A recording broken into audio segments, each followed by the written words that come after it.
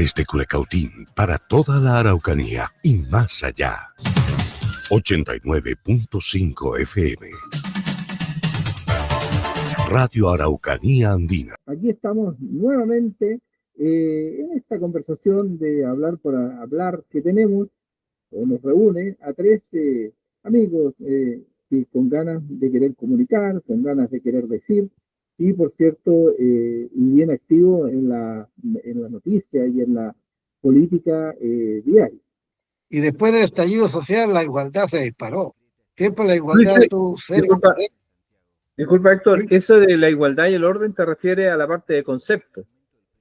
De concepto. O sea, cuando la gente, ¿cuáles son los conceptos dominantes en la sociedad? Exacto, o sea, cuando a la gente le preguntan, ¿usted qué es lo que está buscando? Entonces, por ejemplo, igualdad, orden, yo qué sé, ese Claro. sería como el concepto, ¿no? Ya. El ánimo dominante en la sociedad. Ya. En ese escenario electoral. Entonces, la igualdad se disparó después del estallido social. La gente quería igualdad y el orden bajó. Claro. Siempre a veces estaban empatados. Sí. Durante años estuvieron más o menos equilibrados. Ahí. Después del estallido se disparó igualdad al 60%. Nunca había estado en el 60%. Siempre había estado en el 48, 50, 51. Y ahí se disparó. Después vino la primera bala de plata que tuvo la sociedad chilena, según Mayor, era la votación de la nueva Constitución.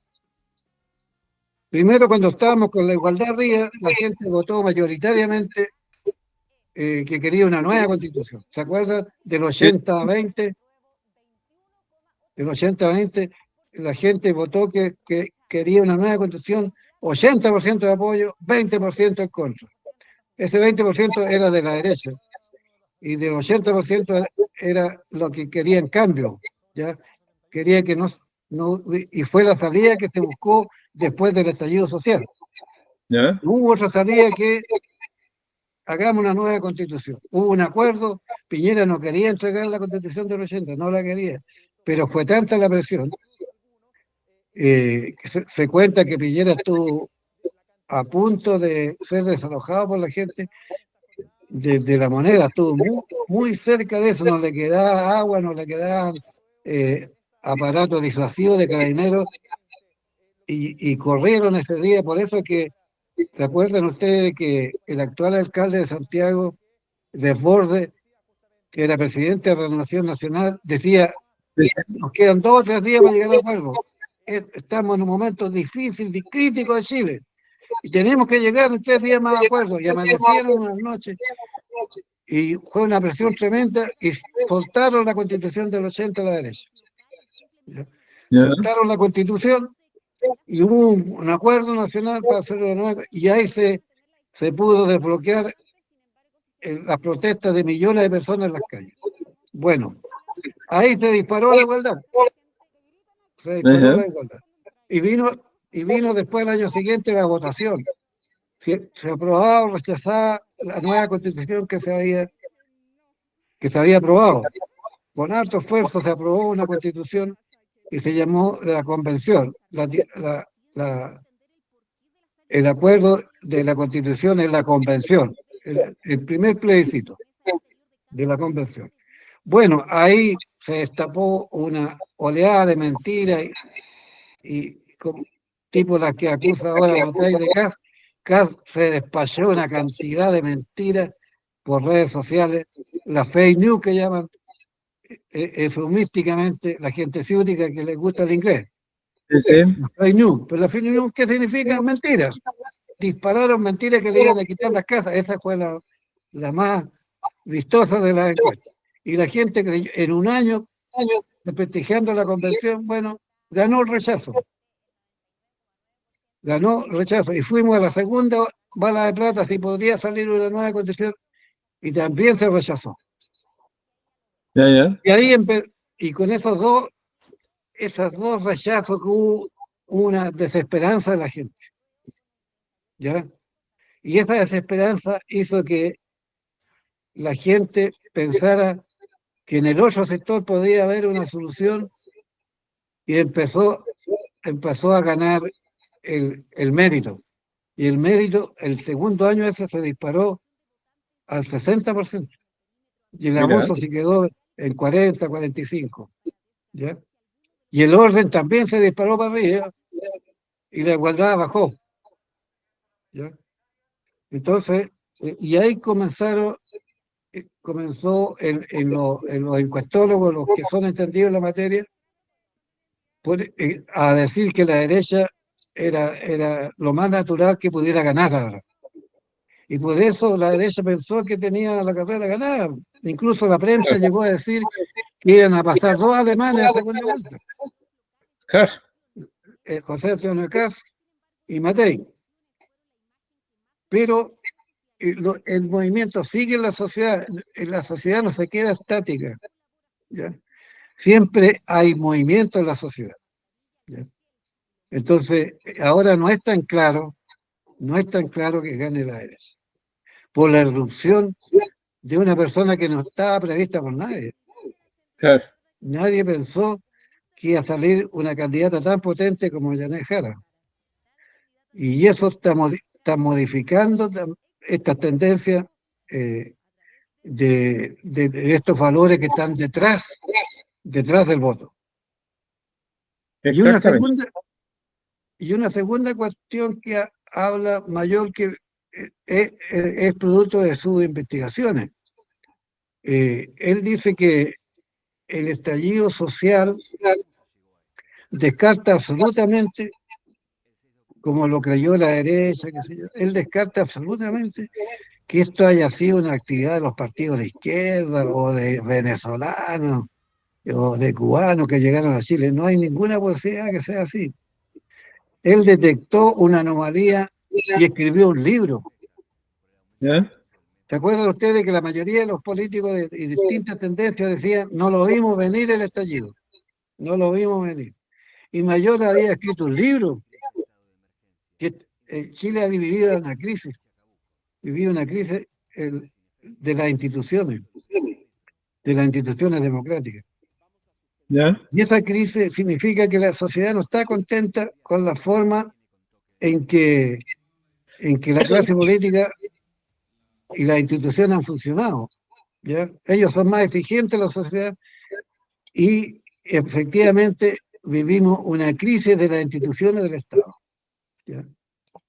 Y esa razón fue que él estimó que esto no era casualidad, y él cuenta una anécdota.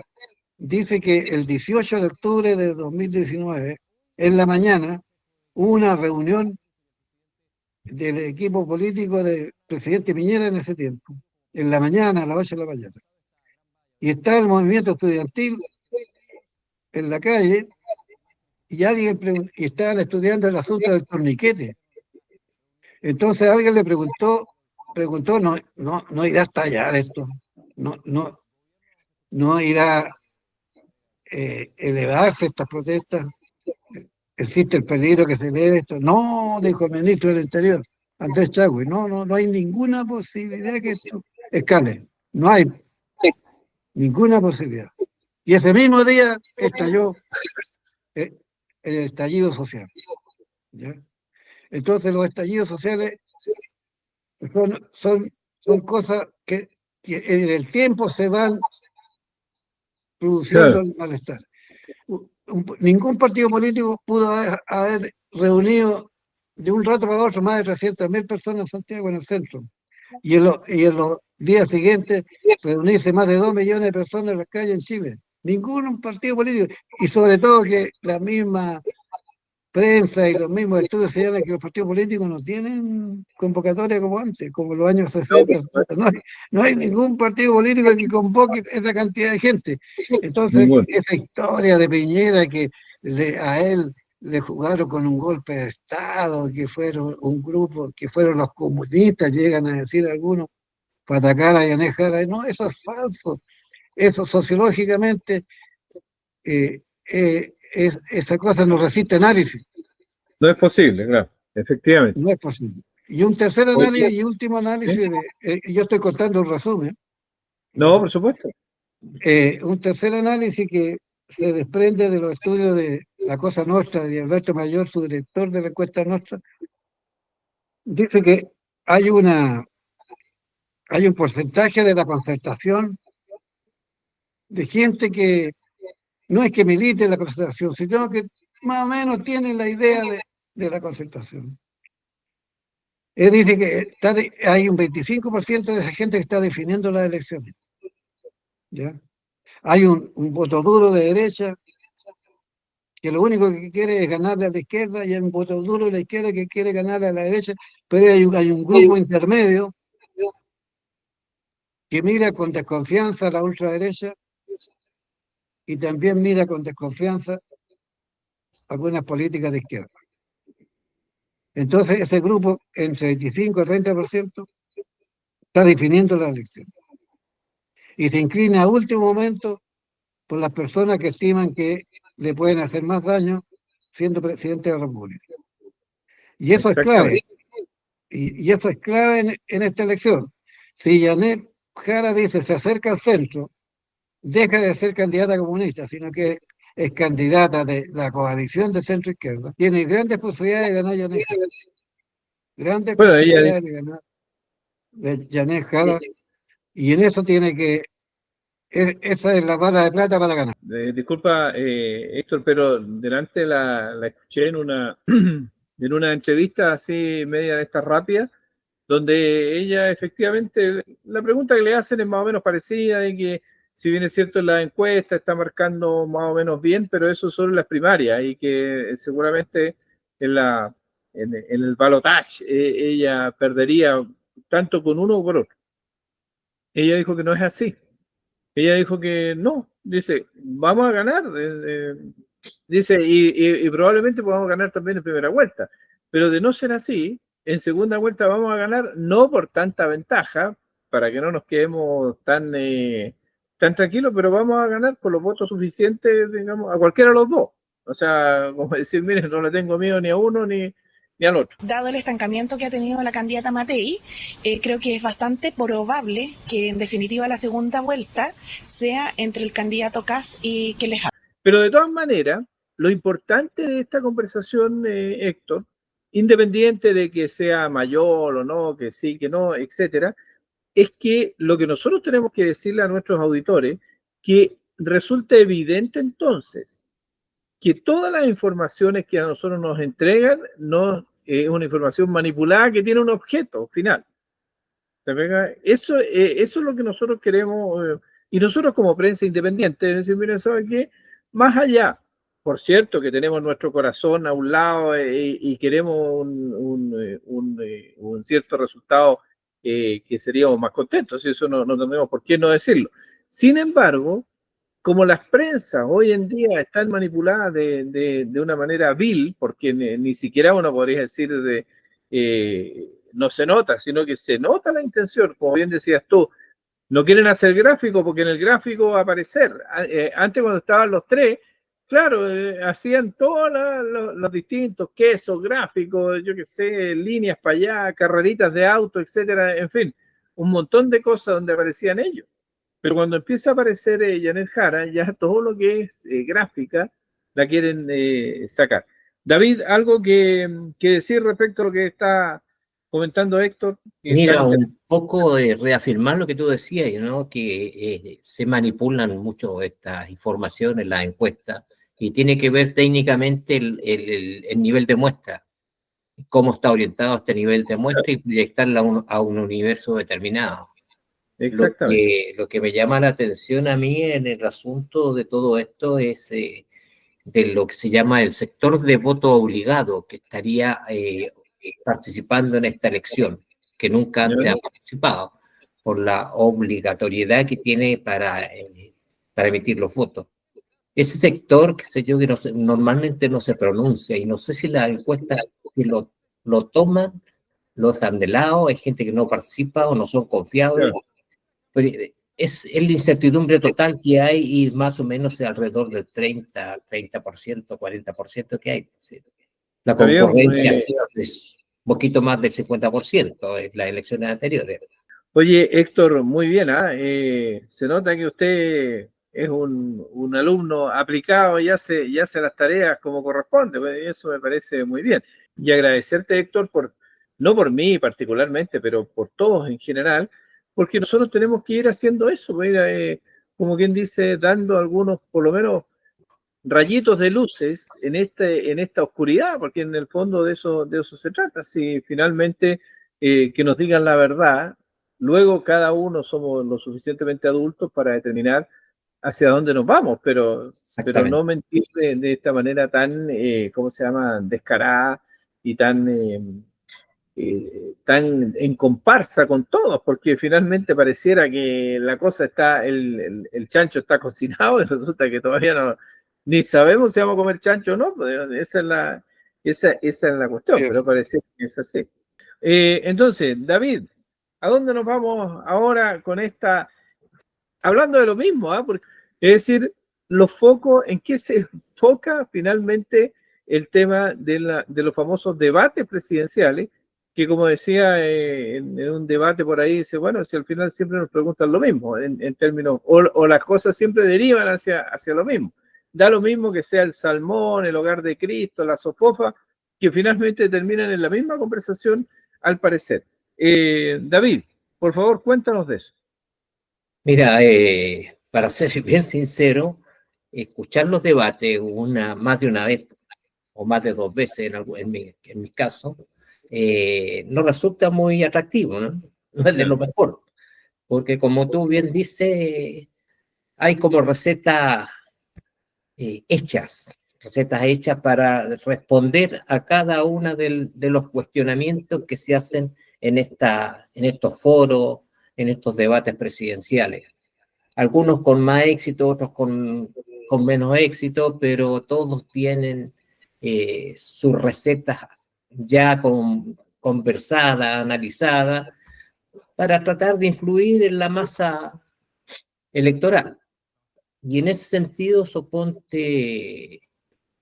vi 12 debates y analizar los debates de lo que decían.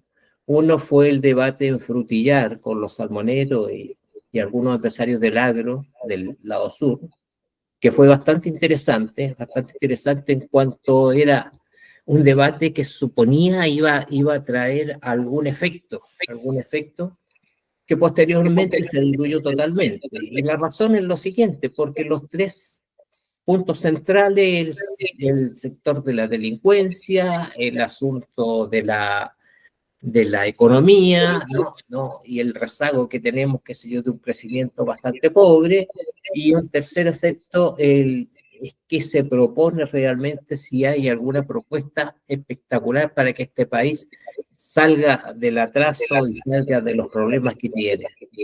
Y ahí analizando uno por uno, Janet, qué sé yo, planteó más cosas concretas. Por ejemplo, planteó el desarrollo de la economía azul, que nunca había escuchado un término así, economía azul. ¿Y qué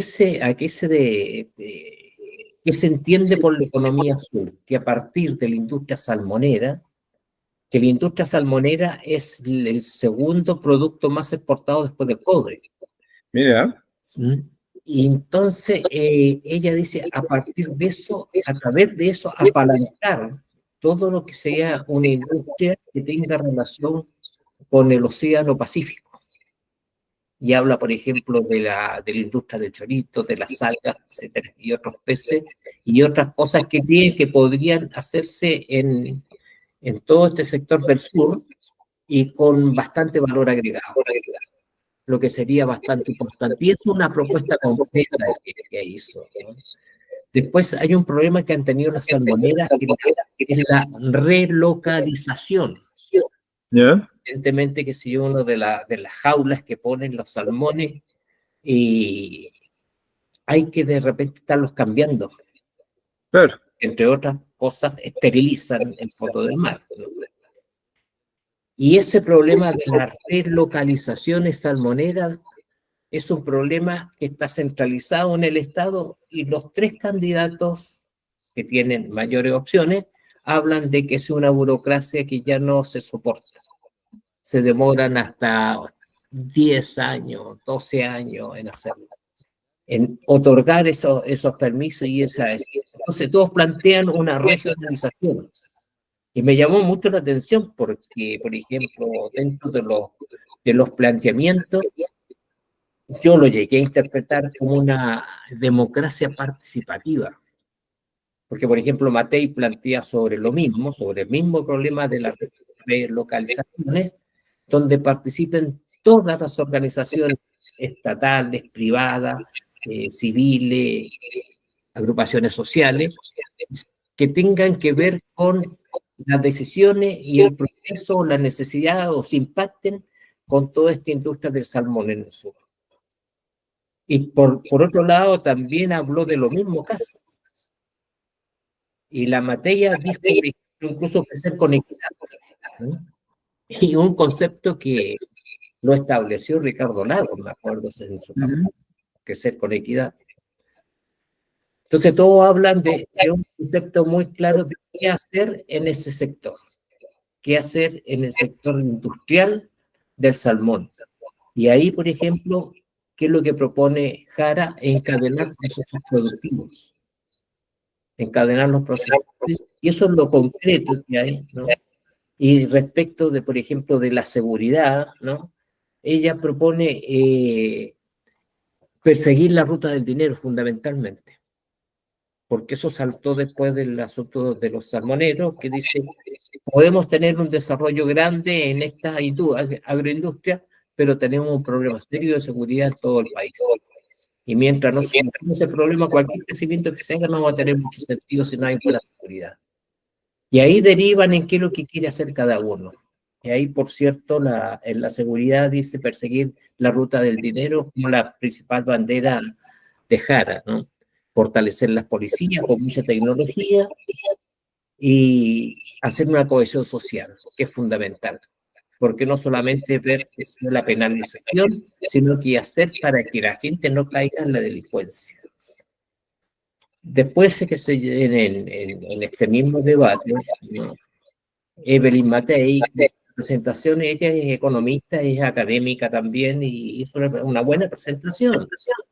Por ejemplo, 6.400 millones de dólares son las exportaciones de salmón, el segundo bien exportado. Y habla de algo de la ley Laskenche. No sé si la famosa ley Laskenche, pero tanto Kass como Matei hablan de derogar esa ley que está mal hecha. Exactamente. Está provocando a los salmoneros un tremendo problema. De hecho, hablan de que los salmoneros usan 1.400 hectáreas donde tienen sus jaulas, ¿no? Y su producción, y en cambio la ley Laskenche pidió 3.900.000 hectáreas y se le estarían otorgando por ley respecto de los sectores que piden. Entonces eso es totalmente mal implementada, el sistema burocrático, que hay que cambiarlo, y dice algo que llamó mucho la atención, ¿no? Incluso tuvo una intervención respecto de la siguiente frase, que en una oportunidad el gobierno de Boris trató de sacar algún tipo de reglamento donde prohibía que se instalaran jaulas en los sectores que estaban afectados por la ley Laskenche.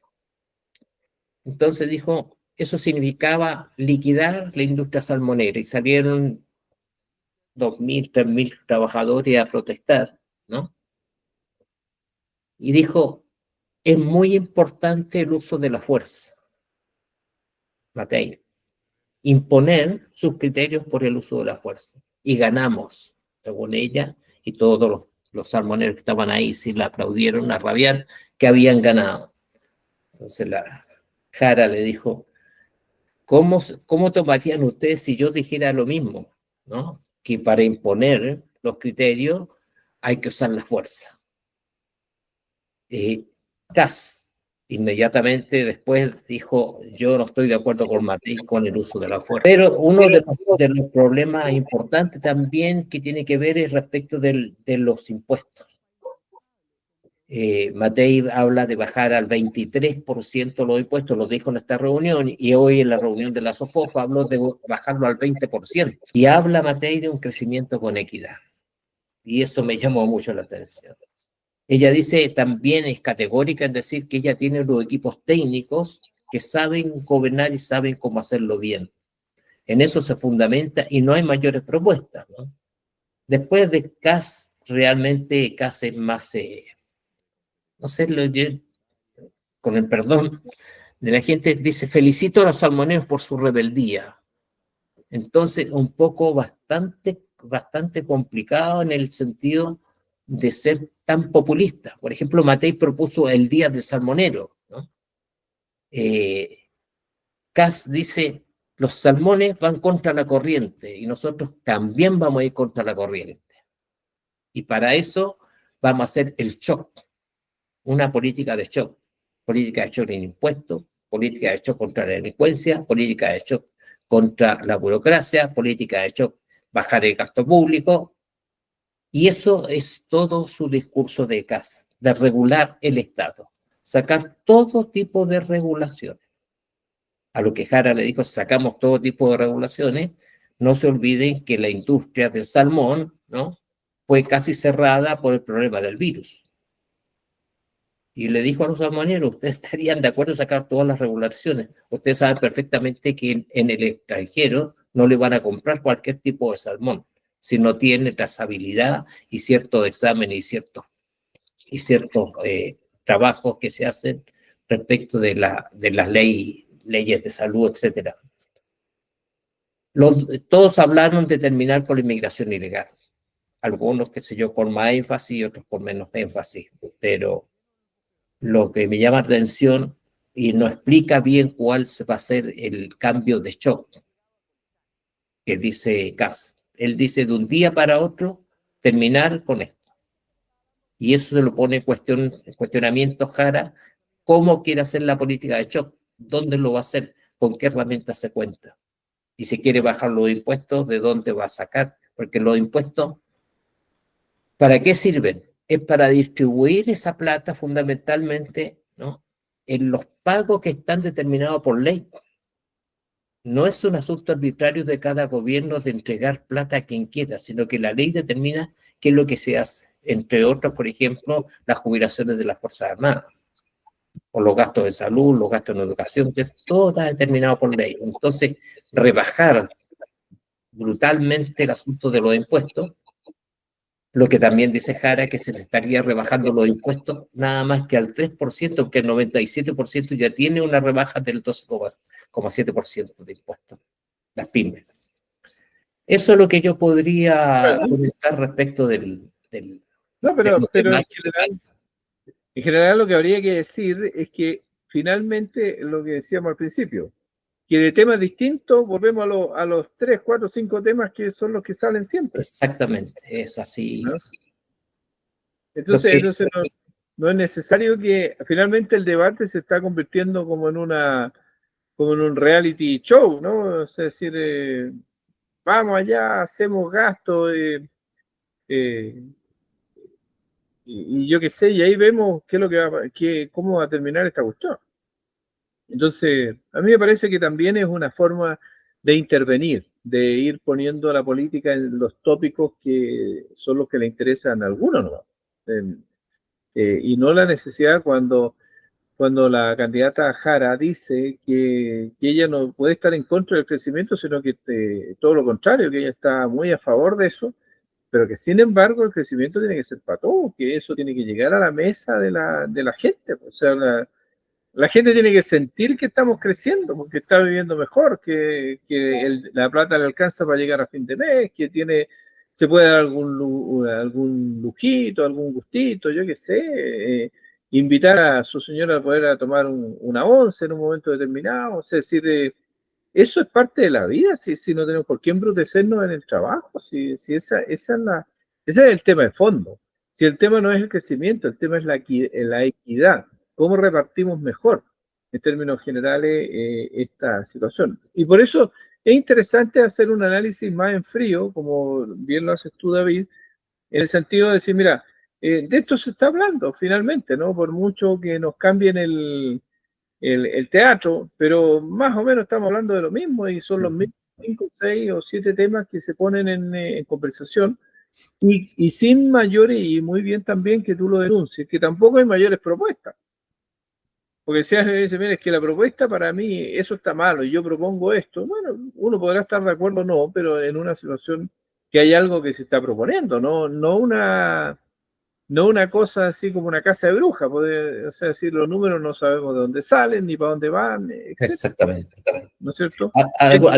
Algo importante quisiera agregar, que hoy ¿Mm? hubo un nuevo debate en la SOFOFA y se habló del tema de la pobreza, de las nuevas Ya, mediciones de la pobreza, cosa que sí, sí, nosotros analizamos en sí, el programa semana pasada, pasado. sí, Y se analizó esta nueva cifra de pobreza y realmente con mucha seriedad los tres dijeron que es un problema tremendamente grave para Chile.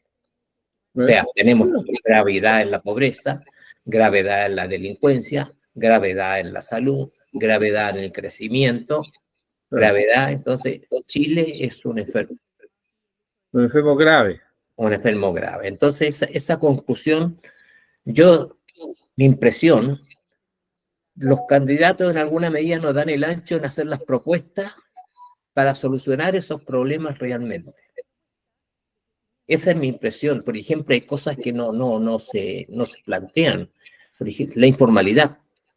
Claro, ¿Cómo se soluciona el problema de la informalidad en Chile? sí, Y el otro claro. problema, suponte la inteligencia artificial, ¿no? Que está llegando fuertemente a las sociedades de todo el mundo.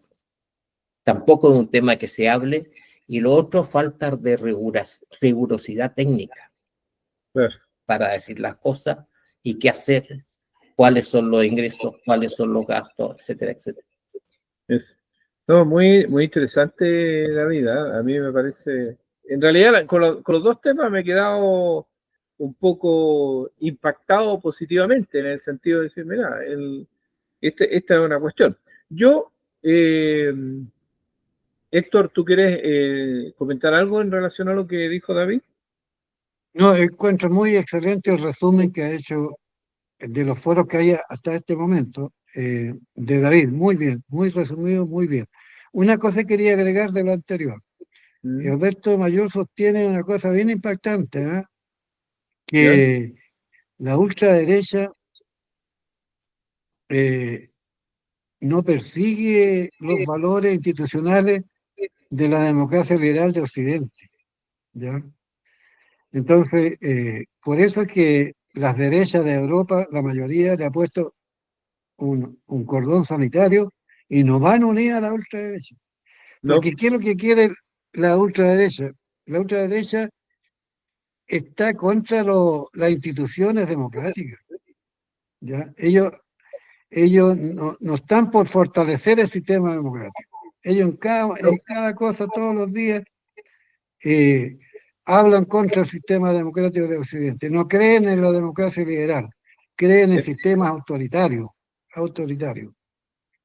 Y entonces, y eso la derecha chilena no lo tiene claro, la Matei ha ido para acá, para allá, le han dicho que vuelva para el centro, pero ella no tiene la suficiente claridad política para cortar de raíz con Kass y la ultraderecha. La ultraderecha no tiene proyecto de futuro tampoco, porque ellos persiguen es denostar el sistema democrático, exactamente. denostar la democracia liberal, ¿ya? Y encontrar todo malo, pero no tienen densidad de futuro, no tienen Exactamente. programa de futuro, no tienen ninguno. E incluso Kass no tiene gente para sostener un gobierno. No, pues, Encontró un ministro de Hacienda, un economista, que es de los más desprestigiados de Chile. Ese economista asesoró a la empresa que se coludieron. Es claro, el jefe económico de Kass. Entonces, Kass no tiene, si llegar a ganar, no sabe qué hacer en el futuro. Porque él se ha exacto. dedicado a denostar a la izquierda y ahora denostó a su rival, la Matei, con mentiras en las redes sociales. Pero él no está preocupado de un futuro de Chile, no. No, ¿Ya? A lo más un régimen más autoritario pasar por encima de algunas leyes democráticas y defender a los millonarios. Eso es lo único que tiene Kast en mente. Y no tiene equipo. No tiene equipo, no se le conoce equipo especializado. Amigos, claro, el tiempo aquí nos viene muy, ¿cómo se llama? Se nos hace corto este espacio de conversación, pues en el fondo parece que o somos entretenidos o somos, ¿cómo se llama?, demasiado analíticos en lo que tenemos que decir. Sin embargo, yo les quiero contar que hoy día, y esto es una noticia que está ahí fresquecita, como diría el viejo, dice que hoy día Janet Jara presentó su equipo, ¿cómo se llama?, su comando. Y claro, y ella dice que entre los nombres que figuran en el listado destaca el de la ex subsecretaria general del gobierno, Nicole Cardoch, ella del Partido Socialista. El del ex candidato de la Federación Regionalista Verde Social, Jaime Mulet, está en el comando de Janet Jara. Y el de la Secretaría General del Partido Comunista, Bárbara Figueroa. Cardoch será la coordinadora territorial de la campaña. O sea, decir, es un cargo de suyo trascendental, porque en definitiva es la que va a distribuir el discurso de la candidata por todo el país. Y Mulet dice que va a configurar el comando estratégico, o sea, es decir, que va a estar ahí como bien dice, en el segundo piso, que le viene la moneda, este es de las cabezas pensantes, que hacia dónde se va a ir.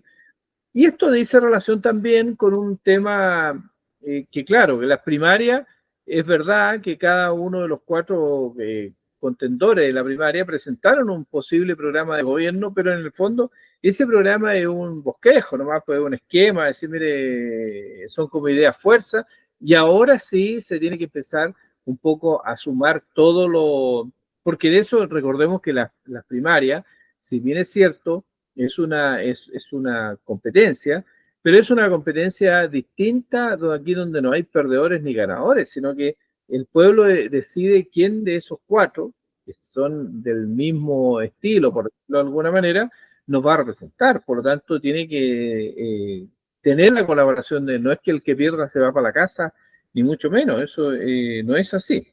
Entonces, y también, por ejemplo, llega alguien que yo no sé, pero siempre ha sido controvertido, que es Ricardo Solari, ¿ya? ¿Cómo se llama?, del Partido Socialista, a la parte más medular del programa. Y José Toro, que es el secretario hoy día del PPD. Está Jorge Villaquén, que va a ser su jefe de gabinete, o sea, su brazo derecho finalmente, y él viene del PS, ¿ah? O sea, es decir, y el otro integrante, aparte de otros que seguramente se me quedan fuera porque no están, pero que es el periodista y gran realizador Darío Quiroga, que es, ¿cómo se llama? Diría yo, el comunicador y el que va a buscar la fórmula de cómo se comunica lo que se quiere hacer, porque en el fondo eso también es un arte, no llegar y decirlo, sino que eso. Está una figura relevante también del Frente Amplio, que es Camila Miranda, que siendo joven, pero sí tiene diría yo, un nivel de expertise político bastante interesante. Y bueno, y luego está gente ya del PC directamente, como el senador Daniel Núñez y Javier Amilla serán los coordinadores. También está Andrea Betancourt, Luis Eduardo Escobar, Nicolás Gómez, Osvaldo Rosales y Sebastián García. Osvaldo Rosales es un tremendo economista del Partido Comunista, ¿eh? O sea, yo creo que él seguramente no va a ser el más visible de los economistas, pero él el que le va a dar, diría yo, también ¿cómo se llama?, un sentido a esta cuestión. Hay otros economistas que están dentro, así como decíamos delante, o como decías tú, que uno de los economistas de CAS o el economista de CAS es el que apoyó a las empresas coludidas del confort, etcétera. Sin embargo, uno de los economistas que está en el equipo de Janet Jara apoyó los apruebos o sea, los retiros de la AFP. situación política pública que ha sido un tanto controvertida en general, ¿no es cierto? Muy controvertida. ¿No es cierto? Ahí hubo entre populismo y desesperación, no sé. Yo no, como no soy técnico en eso, no podría opinar mayormente, pero también está dentro del equipo. Amigos, eso sería algo que decir, David, para cerrar. Mira, yo al cierre yo diría que toda esta discusión que va a ser bien importante, hay un problema central, que es la presencia del Estado oportuna. Casi todos los problemas que tiene Chile son por incorrecta, indebida o falta presencia del Estado. Yeah. Y el Estado tiene que estar presente en muchos casos. Por ejemplo, la corrupción. Si no hay control, la Contraloría se ha sacado un 7, que siguió denunciando cosas que no debieron nunca haber ocurrido en Chile.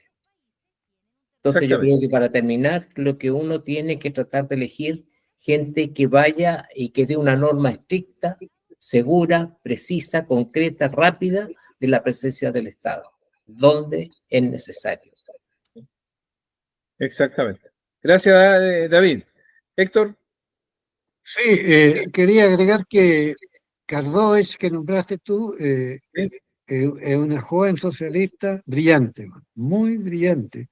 Ella estuvo una semana una vez reemplazando a una gran ministra como Camila Vallejo, ¿Yeah?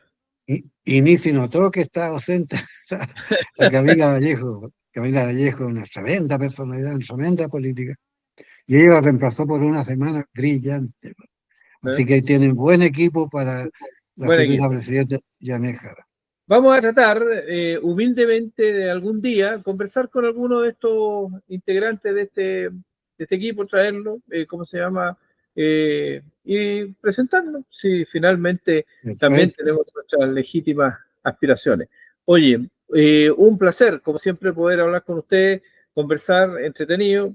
Cuídense, no vayan a la playa todavía, esperemos que, aunque ya se levantó la alerta Se levantó totalmente. Pero igual, puede ser a lo mejor que un resabio, algún cochayuyo queda por ahí que viene dando vueltas y vamos a tener. No lamentemos, cuidémonos. Acá tenemos marejada. Gracias, compañero. Tenemos un gran desafío, compañero, que es pasar agosto primero. Después veremos cómo se llama. Es un desafío grande. No es fácil. Y por otro lado, decir que en 2 semanas más, me parece que el día 16, se inscriben los pactos, que tiene que ver necesariamente cómo van a quedar entonces las listas, tanto a diputados, de senadores, en términos que si se benefician los subpactos y cosas de esas, y si efectivamente ¿cómo se llama? La izquierda o la centroizquierda es capaz de generar una lista única para poder tener una buena votación que apoye, el futuro gobierno de la presidenta Jara en ese sentido. Por lo tanto, se vienen, yo diría que semanas interesantes, semanas de harto ajetreo, de harto movimiento, y que, por cierto, las iremos comentando y las iremos poniendo, al día. Un abrazo a todos, que estén muy bien, y nos vemos la próxima semana en por cierto, Hablar por Hablar, que en definitiva se está haciendo un programa súper necesario para todos. Gracias. Un abrazo. Y que estén muy bien. Igual. Chao, chao. Chao. Igual. Desde Culecautín para toda la Araucanía y más allá. 89.5 FM. Radio Araucanía Andina.